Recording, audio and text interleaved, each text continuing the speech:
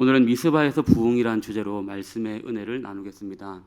한국 교회에서 부흥이라는 말을 자주 사용했던 적이 참 많이 있습니다. 70년대, 80년대에는 더 했던 것 같기도 하고요. 그 당시만 보아도 교회 표어들이 우리 교회를 부흥시켜 주시옵소서, 나를 살려 주시옵소서, 이 땅을 고쳐 주시옵소서, 회복시켜 주시옵소서, 이런 용어들을 참으로 많이 사용했던 것 같습니다. 성경의 하박국에 보시면은 이 부흥 리바이벌이 나옵니다. 이 리바이벌은 단순히 그냥 한 번, 두 번 이렇게 1회, 2회 숫자적인 부흥을 얘기하는 것이 아니라 부흥이라는 것은 죽은 뼈, 예를 들면 에스겔에 나오는 마른 뼈들, 완전히 썩어져서 죽어 있는 뼈들이 다시 살아나는 그것이 리바이벌입니다. 즉 부흥입니다. 그러니까 죽어서 전혀 가망이 없고 가능성이 없지만 하나님께서 그곳에 생기를 불어넣어 주신다면은 가능성이 생기고 회복이 되고 살아나는 것이 바로 성경이 말하는 부흥입니다. 이런 영적 부흥의 현장이 오늘 우리가 읽은 본문 속의 미스바 광장에서 벌어지는 일이 오늘 일어나게 되는데요. 부흥이 일어났다라는 것은 또한 반대로 생각해 보면은 이들의 영적 상태는 어두웠다, 또한 더하면은 죽었었다라는 의미가 아니겠습니까? 그런 이스라엘의 어두운 상태에서 부흥이 일어나고 오늘 회복이 된 것입니다. 그래서 오늘 저녁은 이 이스라엘의 영적 상태에 어떤 어둠이 있었는지를 먼저 살펴보고요. 그리고 그 10년 안에 역사하신 하나님의 부흥의 요인들이 있습니다. 또한 우리가 그 부흥의 요인들을 또한 살펴보고 또한 그 부흥의 요인들을 살펴보면서 우리의 심령도 한번 점검함으로써 우리의 심령 또한 오늘 이 밤에 부흥과 또한 회복이 일어나는 귀한 복된 밤이 되시기를 주님의 이름으로 축복합니다. 먼저 이스라엘의 어두운 이 영적 상태가 어느 정도일까요? 도대체 어느 정도까지 어두운 상태였을까요? 사무엘상 6장에서는 이런 이야기가 나옵니다.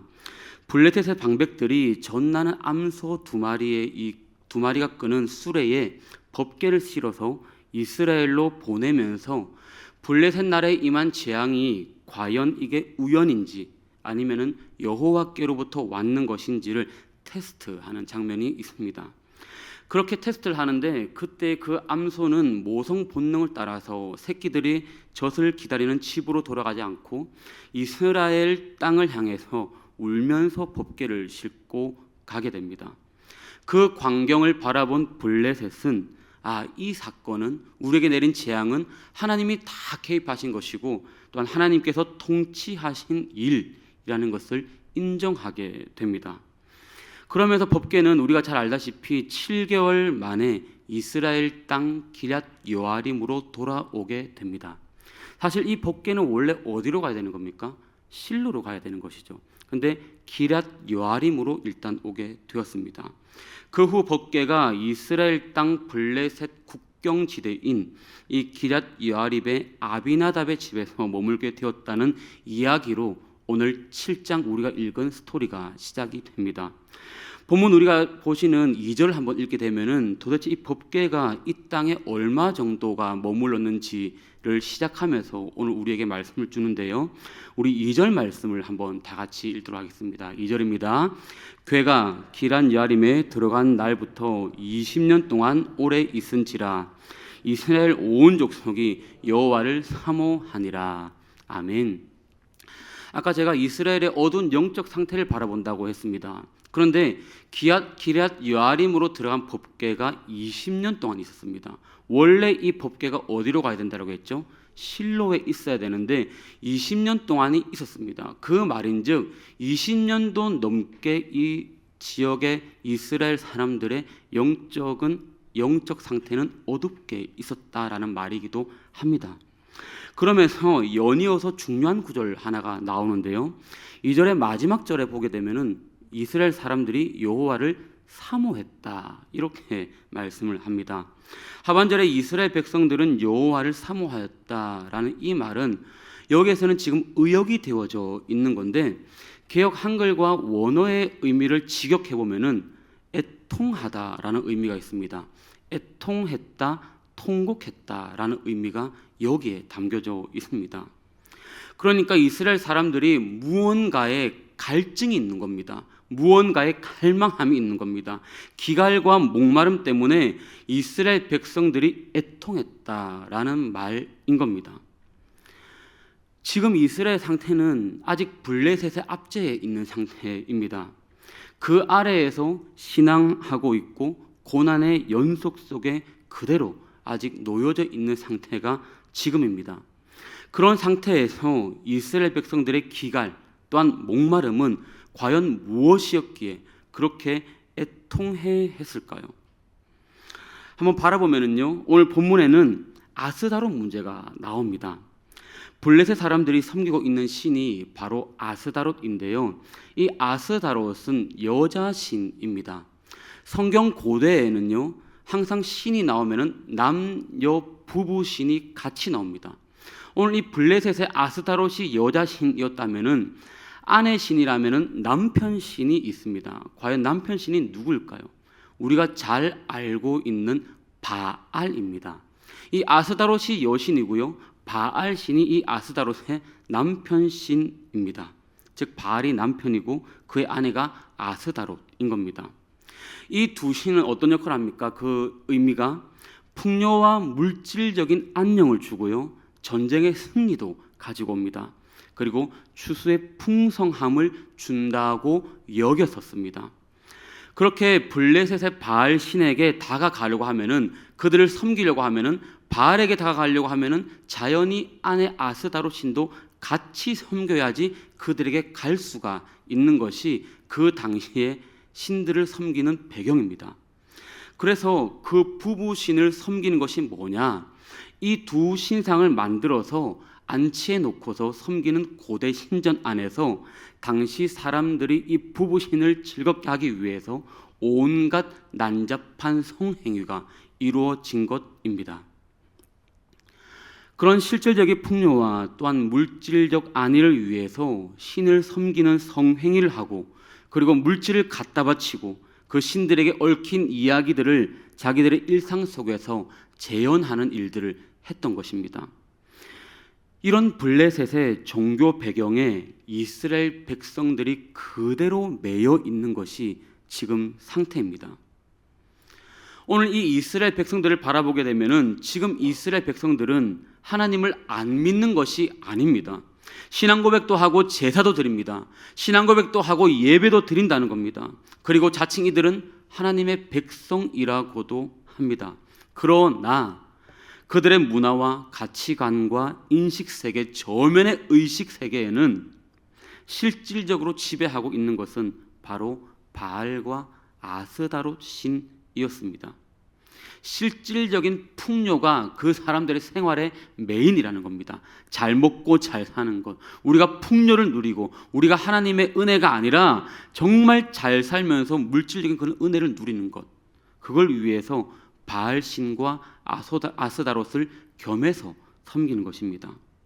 이스라엘은 그들이 섬기는 우상신이 약속하는 물질적인 가치가 그들의 의식을 확고하게 지배하고 있었던 것입니다. 한번 이쯤에서 우리의 삶을 한번 되돌아보십시오. 우리의 삶은 어떨까요? 오늘날로 제가 말씀을 드리면은 조금 더 매력적이고 생산적이고 확실해 보이는 신들에게 삶의 무게 중심의 추를 두고 있었다는 뜻입니다. 그렇다면은 하나님을 안 섬길까요? 아닙니다. 우리들 하나님을 다 예배합니다. 예배의 시간마다 예배를 하고요, 때때마다 예배하고 또한 11조도 드리고 선교할 때도 더 크게 헌신할 때도 많습니다. 그런데 실제적인 삶 속에 들어가 보면 우리의 영업의 현장에서, 우리의 사업의 현장에서, 또한 자녀 양육 과정에서, 결혼의 문제 앞에서, 직장을 선택하는 실존의 문제에 직면했을 때는 모든 사고 체제는 철저하게 이 바알과 아스다롯의 가르침을 따르고 살고 있다라는 뜻입니다. 즉 내 삶의 풍요가 메인이라는 겁니다. 더 잘 살기 위해서 내 사업의 방향을 결정을 하고, 더 잘 살기 위해서 내 자녀 양육의 방향을 결정을 하고, 더 잘 살기 위해서 결혼의 문제 앞에, 또한 직장의 문제를 그렇게 나아가는 것입니다. 풍요와 내 삶의 유익과 가치, 하나님과 이 아스다롯, 이중적 사고 방식을 가지고 사는 것이 우리의 현실이라는 것입니다. 오늘 이것이 바로 블레셋의 영향에서 벗어나지 못하고 짓눌려서 심음하던 이스라엘 백성들의 공고한 상태입니다. 영적의 어두운 상태입니다. 이런 상태가 깊어지면 깊어갈수록 그들의 애통함이 하나님을 향하여 커져갔더라 라는 말이 바로 2절 하반절에 있던 그 말씀입니다. 그런데 그렇게 하나님을 애통하고 또한 있던 그 상태에서 하나님은요, 이스라엘을 저버리지는 않았습니다. 하나님께서 이스라엘의 회복을 위해서 사사시대의 맨 마지막 선지자인 사무엘을 오늘 보내셔서 말씀을 하십니다. 깨우침의 말씀인데요, 오늘 이 말씀이 저와 여러분들에게 울려 퍼지는 말씀이 되어야 하는 겁니다. 우리 3절 말씀인데요, 3절을 다 함께 읽도록 하겠습니다. 우리 다 같이 읽습니다. 사무엘이 말하여 이르되 만일 너희가 전심으로 여호와께 돌아오려거든 이방 신들과 아스다롯을 너희 중에서 제거하고 너희 마음을 여호와께로 향하여 그만을 섬기라. 그리하면 너희를 블레셋 사람의 손에서 건져내시리라. 아멘. 이방신과 아스다롯을 제거하라는 겁니다. 사무엘이 나타나서 제일 먼저 선포한 게 뭐냐면은 바로 우상을 떨쳐버려라, 철저하게 제거하라는 것입니다. 다른 말로 하나님과의 관계 회복을 선언한 것입니다. 한마디로 온전히 하나님의 라인을 타라는 겁니다. 온전히 하나님께로 돌이키라는 겁니다. 네가 그렇게 기도한다고 기도했다가 세상에 나가서 실질적이고 결정적일 때는 그 세상의 이념을 따르는 그런 것이 아니라 온전히 그때마저도 하나님을 붙잡아라 라는 것입니다. 하나님께 회개하라는 것이죠. 돌이키라는 것. 여러분, 회개가 무엇입니까? 회개는요, 어떤 윤리적 행동이나 도덕적인 행동에 대한 이야기를 한 곳은 성경 어디에도 없습니다. 성경에서 말하는 회개가 무엇입니까? 성경에서 말하는 근본적인 회개는 하나님과의 관계 회복을 의미하는 겁니다. 하나님께로 올바르게 다시 돌아오라는 겁니다. 철저하게 하나님께로 돌아오는 겁니다. 다른 것들 내버려 두고 나만 바라보라, 내게로 턴해라 라는 것입니다. 그것이 회개라고 합니다. 그 회개, 그 회복을 위해서, 오늘 그 리바이벌을 위해서 사무엘이 미스바 광장으로 백성들을 다 소집하는 명령을 오늘 본문에서 내리는 것입니다. 오늘 이 미스바 같은 경우는요, 우리가 출애굽할 때, 출애굽 때 모세 시절에 한번 이 미스바가 또 나오는데요, 이 출애굽 때 모세를 중심으로서 이스라엘 백성들이 시내산 밑에서 소집을 하고 율법을 드리고 거기서 하나님과 백성과 언약을 맺었던 중요한 장소가 바로 이 미스바입니다. 어떤 언약을 맺습니까? 하나님이 내가 너희를 반드시 지킬 것이다.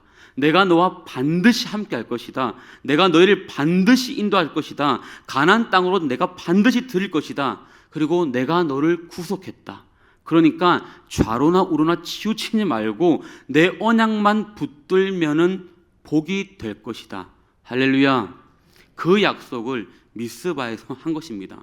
그런데 그 약속을 한 번 더 상기시키는 의미도 있고요. 그 약속의 장소에서 오늘 미스바 광장에 모여서 사무엘을 통해서 언약을 세우는 장면이 오늘 5절과 6절입니다. 우리 5절, 6절 말씀 다 함께 읽도록 하겠습니다. 함께 읽습니다.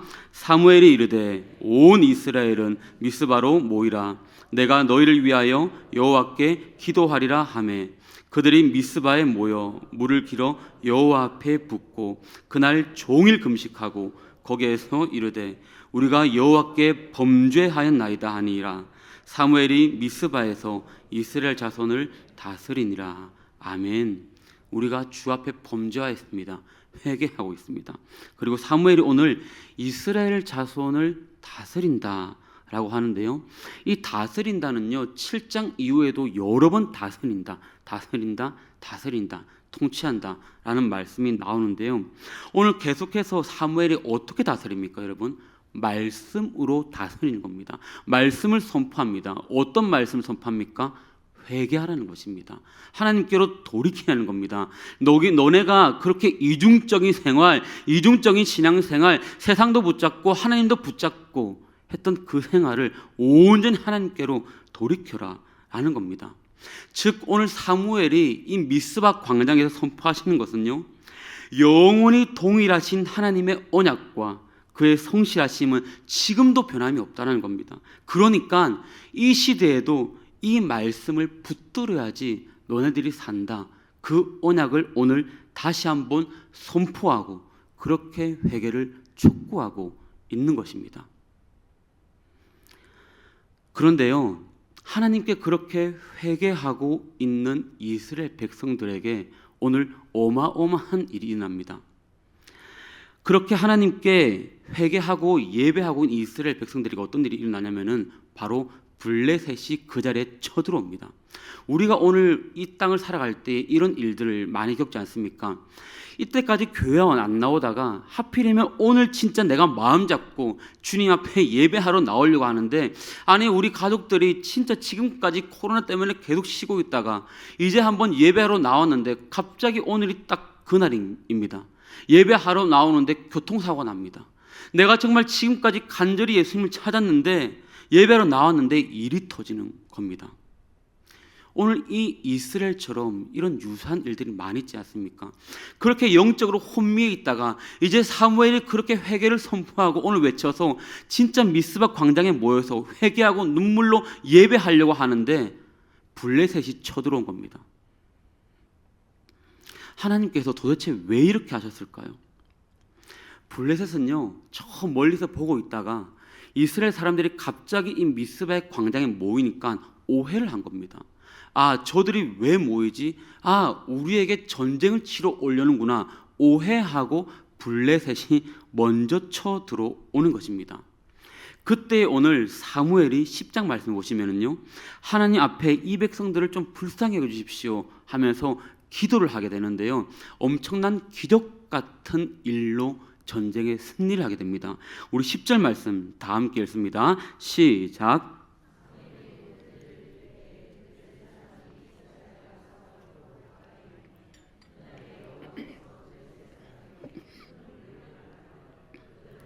하시니 그들이 이스라엘 앞에 패한지라. 아멘. 이스라엘이 승리했습니다. 이스라엘이 이겼는데, 이스라엘이 승리하게 된 것은 이스라엘의 좋은 조건에 의해 승패가 결정난 게 아닙니다. 이스라엘이 싸움을 잘해서 블레셋을 이긴 것이 아닙니다.